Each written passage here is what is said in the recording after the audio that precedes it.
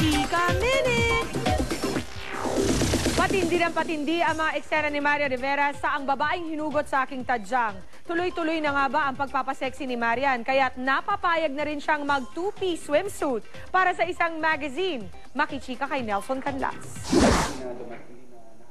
First time daw ni Marian Rivera na mag-post ng naka two-piece swimwear para sa isang babasahin. Hindi raw men's magazine kaya napapayag ang aktres. Ako din sa sarili ko, parang gusto ko din subukan yung bagong experience na gano'n. Anong sabi ni Dingdong? Ha? Hindi pa niya nakikita. I'm sure surprised.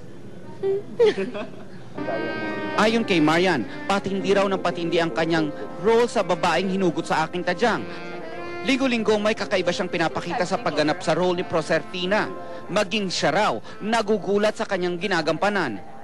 Kahit ikaw nagugulat dun sa role? Oo, kasi minsan on the spot nire-revise yung script, on the spot, ay ganito yung mangyayari, ganyan-ganyan. Ikinuwento ni Marian na nag-uusap daw sila ng kanyang amang nasa Espanya. Mukhang mauudlot daw ang pagbisita ng ama sa Pilipinas, kaya siya na lang daw ang mag-a-adjust sa plano. Paplanuhin namin kung paano yung mas maganda. Pero bago yung magpasko? Sana eh. Sana, pero mas gusto ko kasi na ako yung pumunta sa kanya. Oo. Isasama mo ba si Dingdong?